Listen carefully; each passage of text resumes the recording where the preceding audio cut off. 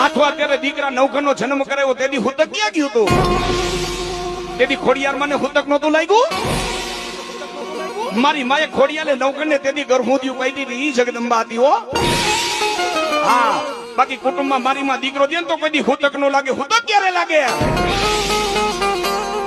આપણા કુટુંબમાં 20 વર્ષનો દીકરો, 15 વર્ષનો દીકરો, 25 વર્ષનો દીકરો, 30 વર્ષનો દીકરો આ લોક છોડીને મૃત્યુ પામી ને પરલોક નો મહેમાન બની જાય. તમે માતાજીના મઢમાં થઈને ખાલી નજર કરજો.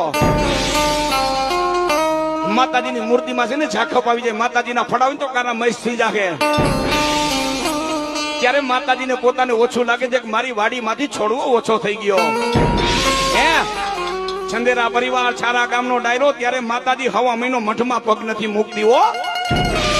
હા, ત્યારે દીકરાનું હુતક લાગે. બાકી કુટુંબમાં મારી માં દીકરો દે તો કોઈ દી માતાજીના મઠ